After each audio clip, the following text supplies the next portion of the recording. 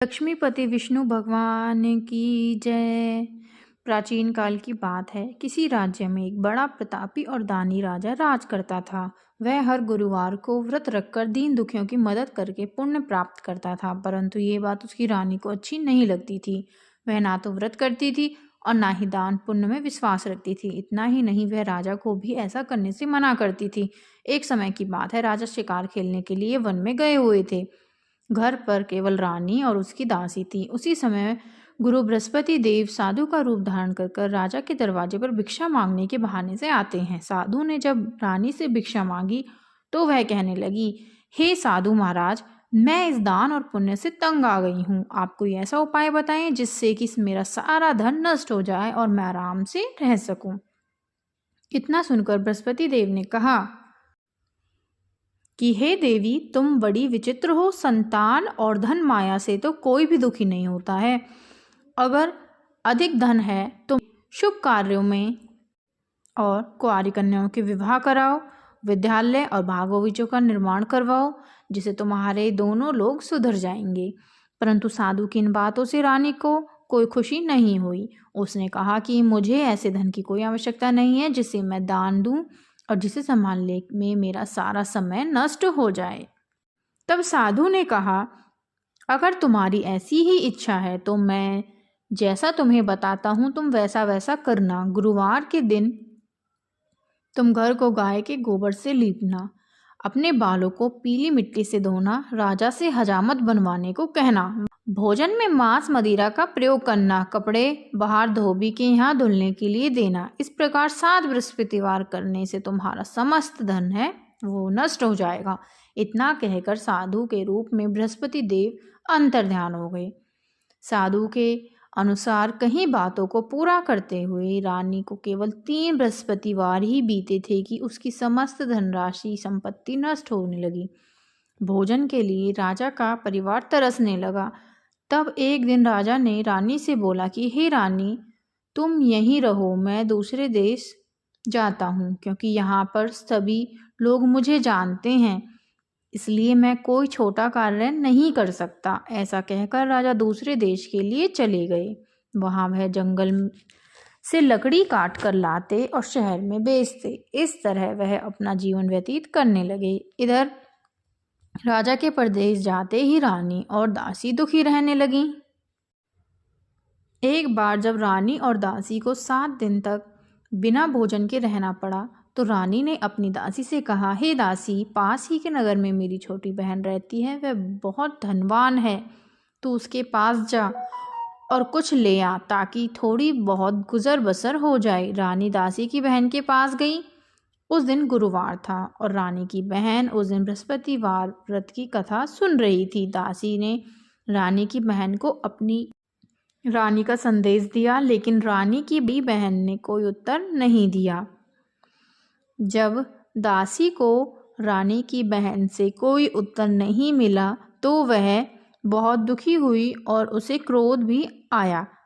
दासी ने वापस जाकर रानी को सारी बात बता दी। ये सुनकर रानी ने अपने भाग्य को कोसा। उधर रानी की बहन ने सोचा कि मेरी बहन की दासी आई थी, परंतु मैं उससे कुछ बात नहीं कर पाई। इससे वह बहुत दुखी हुई। कथा सुनकर और समाप्त करके वह अपनी बहन के घर आई और कहने लगी, हे बहन, मैं बृहस्पतिवार का व्रत कर रही थी।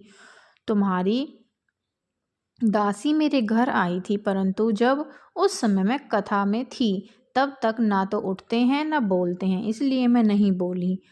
बताओ दासी क्यों आई थी? रानी बोली, बहन, तुमसे क्या छिपाऊं, हमारे घर में खाने तक को अनाज नहीं है। ऐसा कहते कहते रानी की आंखें भर आईं।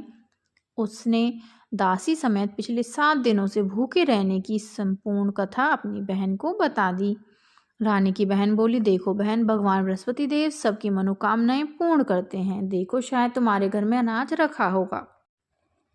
पहले तो रानी को विश्वास नहीं हुआ, पर बहन के आग्रह करने पर उसने अपनी दासी को अंदर भेजा तो उसे सचमुच अनाज से भरा हुआ एक घड़ा मिल ही गया। ये देखकर दासी बहुत ही हैरान हो गई। दासी रानी से कहने लगी, हे रानी, जब हमको भोजन नहीं मिलता तो हम व्रत ही तो करते हैं, इसलिए क्यों ना इनसे व्रत और कथा की विधि पूछ ली जाए ताकि हम भी व्रत कर सकें। तब रानी ने अपनी बहन से बृहस्पतिवार व्रत के बारे में पूछा। उसकी बहन ने बताया, बृहस्पतिवार के दिन चने की दाल और मुनक्का केले की जड़ में अर्पित करें और दीपक जलाएं, व्रत कथा सुनें और पीला भोजन ही करें। इससे बृहस्पति देव और भगवान विष्णु प्रसन्न होते हैं। वह व्रत और पूजा की विधि बताकर रानी अपने घर को लौट गई। 7 दिन के बाद जब गुरुवार आया तो रानी और दासी ने व्रत रखा। वह गुड़साल में जाकर चना और गुड़ लेकर आईं, फिर उससे केले की जड़ और विष्णु भगवान की पूजा की। अब पीला भोजन कहाँ से मिले, इस बात की चिंता दोनों को खाई जा रही थी, क्योंकि उन्होंने व्रत रखा था, इसलिए बृहस्पति देव उनसे प्रसन्न थे। वह एक साधारण व्यक्ति का रूप धारण कर 2 थालों में पीला भोजन लगाकर दासी के पास आ गए। भोजन पाकर दासी बहुत खुश हुई और फिर रानी के साथ मिलकर भोजन ग्रहण करने लगी। उसके बाद वह सभी गुरुवारों को व्रत और पूजा करने लगी। बृहस्पति देव की कृपा से उनके पास फिर से धन संपत्ति आ गई, परंतु रानी फिर से पहले की तरह आलस्य करने लगी। तब दासी बोली, देखो रानी, तुम पहले भी इसी प्रकार आलस्य करती थी। तुम्हें धन रखने में कष्ट होता था, इस कारण सभी धन नष्ट हो गया, और जब देव बृहस्पति की कृपा से धन मिला है तो तुम फिर से आलस्य करने लगी हो। रानी को समझाते हुए दासी कहने लगी कि बड़ी मुसीबतों के बाद हमने ये धन प्राप्त किया है, इसलिए हमें दान पुण्य करना चाहिए। तुम भूखे मनुष्यों को भोजन कराओ, प्याऊ लगवाओ, ब्राह्मणों को दान दो, कुआं, तालाब, बावड़ी आदि का निर्माण करवाओ, मंदिर पाठशाला बनवाकर ज्ञान दो, कुंवारी कन्याओं का विवाह करवाओ, अर्थात धन को शुभ कार्यों में खर्च करो, जिससे तुम्हारे कुल का यश बढ़े और स्वर्ग प्राप्त हो और पितर भी तुमसे प्रसन्न हो। दासी की बात मानकर रानी शुभ कर्म करने लगी। उसका यश धीरे धीरे सब जगह फैलने लगा। एक दिन रानी और दासी आपस में विचार करने लगी कि ना जाने राजा किस दशा में होंगे, उनकी कोई खोज खबर भी नहीं है। उन्होंने श्रद्धापूर्वक गुरु बृहस्पति भगवान से प्रार्थना की कि हे महाराज, राजा जहाँ कहीं भी हों उन्हें शीघ्र वापस भेज दो। उधर राजा प्रदेश में बहुत दुखी रहने लगा। वह प्रतिदिन जंगल से लकड़ी बीन कर लाता और उसे शहर में बेचकर अपने दुखी जीवन को बड़ी कठिनाई से व्यतीत करता। एक दिन दुखी हो अपनी बातों को याद करके वह रोने लगा और पुरानी बातों को याद कर वह उदास हो गया। उसी समय राजा के पास बृहस्पति देव साधु के वेश में आकर बोले, हे लकड़हारे, तुम इस सुनसान जंगल में किस चिंता में बैठे हो, मुझे बतलाओ। यह सुन राजा के नेत्रों से पानी भर आया और वह रोने लगे। साधु की वंदना कर राजा ने अपनी संपूर्ण कहानी उन्हें सुना दी। महात्मा बहुत ही दयालु होते हैं। राजा से बोले, हे राजा, तुम्हारी पत्नी ने बृहस्पति देव के प्रति अपराध किया था, जिससे तुम्हारी यह दशा हुई थी। अब तुम चिंता मत करो, भगवान तुम्हें पहले से भी अधिक धन देंगे। देखो, तुम्हारी पत्नी ने बृहस्पतिवार का व्रत प्रारंभ कर दिया है।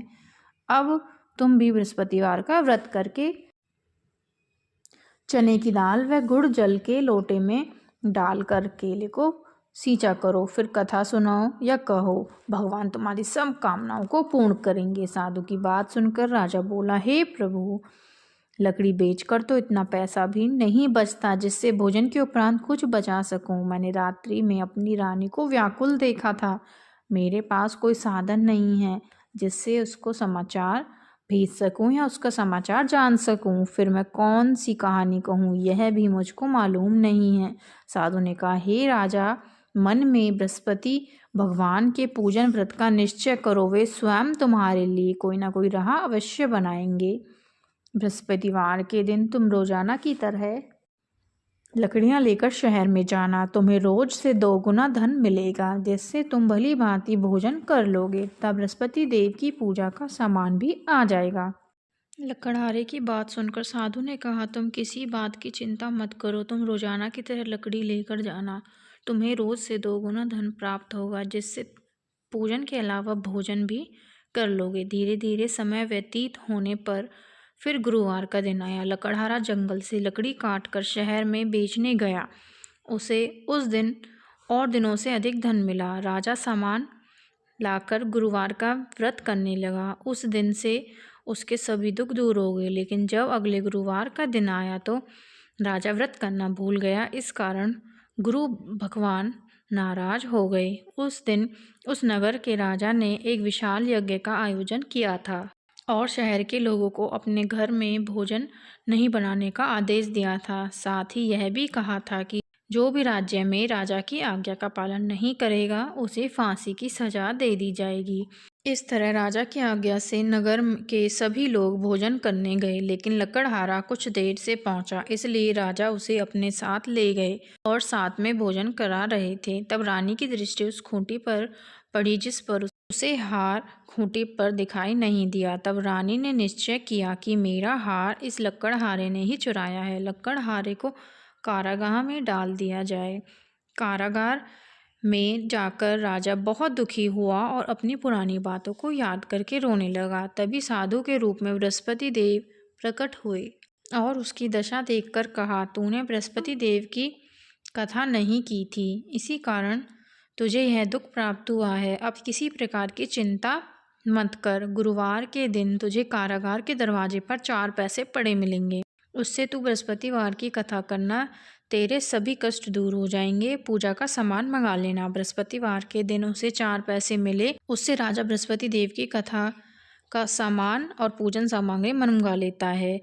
उस रात बृहस्पति भगवान उस नगर के राजा के स्वप्न में आकर कहते हैं कि तूने जिस लकड़हारे को कारागार में बंद कर रखा है उसे छोड़ देना, वह निर्दोष है। अगर तू ऐसा नहीं करेगा तो मैं तेरा राज्य नष्ट कर दूंगा। रात्रि में स्वप्न के बाद राजा प्रातःकाल उठा और खूंटी पर हार लटका हुआ देखकर लकड़हारे को बुलाकर क्षमा मांगी एवं सुंदर वस्त्र आभूषण भेंट कर उसे आजाद कर दिया और अब राजा विदा हो गया। गुरु भगवान की आज्ञा अनुसार राजा अपने नगर को लौटा। जब राजा नगर के निकट पहुंचा तो उसे पहले से अधिक बाग और धर्मशालाएं दिखाई दी। तब राजा ने नगर वासियों से पूछा कि यह किसने बनवाए हैं, तो सभी ने रानी का नाम लिया। यह सुनकर राजा को बहुत आश्चर्य हुआ और गुस्सा भी आया। जब रानी ने यह खबर सुनी कि राजा आ रहे हैं तब उसने अपनी दासी से कहा कि दासी देखो, राजा हमें कितनी बुरी हालत में छोड़ गए थे। राजा हमारी ऐसी हालत देखकर कहीं वापस लौट ना जाए, इसलिए तू दरवाजे पर खड़ी हो जा। रानी की आज्ञा अनुसार दासी दरवाजे पर ही खड़ी हो गई और जब राजा आए तो उन्हें अपने साथ ले आई। तब राजा ने तलवार निकाली और रानी से पूछा कि तुम्हें यह धन कैसे प्राप्त हुआ है। तब रानी ने कहा, यह सब धन संपत्ति हमें गुरु भगवान की कृपा से प्राप्त हुए हैं। रानी की यह बात सुनकर राजा ने निश्चय किया गुरु भगवान का व्रत करेगा और दिन में 3 बार कहानी कहेगा। अब हर समय राजा के दुपट्टे में चने की दाल बंधी रहती और वह दिन में 3 बार कहानी कहता। एक रोज राजन विचार करने लगे कि चलो अपनी बहन के घर चलते हैं। इस तरह वह राजा घोड़े पर सवार होकर अपनी बहन के घर चल दिया। उसने देखा कि कुछ आदमी एक मुर्दे को ले जा रहे हैं। तब राजा ने उन्हें रोककर कहा कि अरे भाइयों, मेरी बृहस्पतिवार की कथा सुन लो। तब कुछ ने कहा कि यहाँ हमारा आदमी मर गया है और इसको अपनी कथा की पड़ी है। लेकिन कुछ ने कहा कि कहो, हम तुम्हारी कथा सुनेंगे। राजा ने दाल निकाली और कथा शुरू की। जब कथा आधी हुई तो मुर्दा हिलने लगा और जब कथा समाप्त हो गई तो राम राम कहते हुए मुर्दा खड़ा हो गया।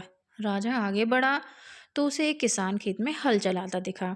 राजा ने उससे कहा कि तुम मेरी कथा सुन लो। राजा के आग्रह करने पर उसने मना कर दिया। राजा आगे बढ़ा। राजा के हटते ही बैल पछाड़ खाकर गिर गए और किसान के पेट में जोर से दर्द होने लगा। थोड़ी देर में जब किसान की माँ रोटी लेकर आई तब उसने अपने पुत्र से सभी हाल पूछा तो बेटे ने बता दिया। तब बुढ़िया दौड़ी दौड़ी राजा के पास गई और कहने लगी कि मैं तेरी कथा सुनूंगी, तू अपनी कथा मेरे खेत पर ही चलकर कहना। राजा लौटकर कथा कहने के लिए खेत पर आ गया, जिसे सुनकर बैल खड़े हो गए और किसान के पेट का दर्द भी बंद हो गया। राजा अपनी बहन के घर पहुंच गया। बहन ने भाई की खूब मेहमानगिरी करी। दूसरी रोज जब राजा जागा तो वह देखने लगा कि सब लोग भोजन कर रहे हैं। तब राजा ने अपनी बहन से पूछा, ऐसा कोई मनुष्य है जिसने भोजन नहीं किया हो। तो बहन कहती है, भैया यह देश तो ऐसा है कि यहाँ पहले भोजन करते हैं और उसके बाद अन्य कोई काम करते हैं। ऐसा कहकर बहन चली गई और सबसे पूछने लगी कि कोई ऐसा है जिसने भोजन नहीं किया हो। तब वह कुम्हार के घर गई जिसका लड़का बीमार था। उसे मालूम हुआ कि किसी ने भी उनके घर में 3 दिन से भोजन नहीं किया है। रानी ने कुम्हार से अपने भाई की कथा सुनने के लिए आग्रह किया तो वह तैयार हो गया। राजा जाकर अपनी कथा कहने लगा, जिसको सुनकर कुम्हार का बीमार लड़का ठीक हो गया। अब तो राजा की प्रशंसा होने लगी। एक दिन राजा ने अपनी बहन से कहा, बहन मैं अपने घर जाऊंगा, तुम भी तैयार हो जाओ। राजा की बहन ने अपनी सास से भाई के साथ जाने की आज्ञा मांगी। तब उसकी सास बोली, चली जा, लेकिन अपने लड़के को अपने साथ मत ले जाना, क्योंकि तेरे भाई के तो कोई संतान ही नहीं है। बहन ने अपने भाई से कहा, भैया मैं तो चलूंगी, परंतु कोई बालक नहीं जाएगा। तब राजा ने अपनी बहन से कहा, कोई बालक नहीं जाएगा तो तू ही चलकर क्या करेगी। राजा दुखी मन से नगर को लौट गया और रानी को सब बात बता दी। तब रानी ने कहा, बृहस्पति भगवान ने हमें सब कुछ दिया है, वह हमें संतान अवश्य देंगे। उसी रात बृहस्पति देव ने राजा के सपने में आकर कहा, राजा उठ, सभी सोच त्याग दे, तेरी रानी गर्भवती है। भगवान की बात सुनकर राजा बहुत खुश हुआ। 9वें महीने रानी के गर्भ से एक सुंदर पुत्र पैदा हुआ। तब राजा रानी से बोला, हे रानी, बिना भोजन के रह सकती है, लेकिन बिना कहे नहीं, इसलिए जब मेरी बहन आए तो तुम उसे कुछ मत कहना। रानी ने हाँ कर दी। और जब राजा की बहन ने ये शुभ समाचार सुना तो बहुत ही खुश हुई और अपने भाई के यहाँ बधाई लेकर आई। तब रानी बोली, घोड़ा चढ़कर तो नहीं आई, गधा चढ़ी आई। तब राजा की बहन बोली, भाभी अगर मैं इस प्रकार ना कहती तो तुम्हें औलाद कैसे होती। बृहस्पति भगवान ऐसे ही हैं, वो सबकी मनोकामनाएं पूर्ण करते हैं। जो सद्भावना पूर्वक बृहस्पतिवार का व्रत रखता है, कथा पढ़ता है, सुनता है और दूसरों को सुनाता है, गुरु भगवान उसकी सभी मनोकामनाएं पूर्ण करते हैं। कथा सुनने के बाद प्रसाद लेकर ही जाना चाहिए, तो भगवान का निरादर होता है। बृहस्पति देव की दूसरी कहानी। प्राचीन काल में एक बहुत ही निर्धन ब्राह्मण था। उसके कोई संतान ना थी। वह नित्य पूजा पाठ करता। उसकी स्त्री न स्नान करती थी और ना किसी देवता का पूजन करती थी। इस कारण ब्राह्मण देवता बहुत दुखी रहते थे। भगवान की कृपा से ब्राह्मण के यहाँ एक कन्या उत्पन्न हुई। कन्या बड़ी होने लगी। प्रातःकाल स्नान करके वह भगवान विष्णु का जप करती। बृहस्पतिवार का व्रत भी करने लगी। पूजा पाठ समाप्त कर पाठशाला जाती तो अपनी मुट्ठी में जौ भर के ले जाती और पाठशाला के मार्ग में जौ डालती जाती। लौटते समय वही जौ स्वर्ण के हो जाते और उनको बीन कर घर ले आती। एक दिन वह बालिका सूप में उन सोने के जौ को फटक कर साफ कर रही थी कि उसकी माँ आई और बोली कि हे बेटी, सोने के जौ को फटकने के लिए सोने का ही सूप हो तो अच्छा होगा। दूसरे दिन गुरुवार था। कन्या ने व्रत रखा और बृहस्पति देव से सोने का सूप देने की प्रार्थना की कि हे बृहस्पति महाराज, अगर मैंने आपकी सच्ची श्रद्धा से भक्ति करी हो तो आप मुझे सोने का सूप दे देना। बृहस्पति देव ने उसकी प्रार्थना स्वीकार कर ली। रोजाना की तरह वह कन्या जौ फैलाती हुई पाठशाला चली गई। पाठशाला से लौटकर वह उन जौ को बीन ही रही थी कि जौ बीनते बीनते रास्ते में उसे बृहस्पति देव की कृपा से सोने का सूप मिला। उसे वह घर ले आई और उसमें जौ साफ करने लगी, परंतु उसकी माँ का ढंग वही रहा। एक दिन की बात है कि वह कन्या सोने के सूप में जौ साफ कर रही थी। उस समय उस शहर का राजकुमार वहाँ से होकर निकला। इस कन्या के रूप और कार्य को देखकर वह उस पर मोहित हो गया तथा अपने घर आकर भोजन और जल का त्याग कर उदास होकर सैया पर लेट गया।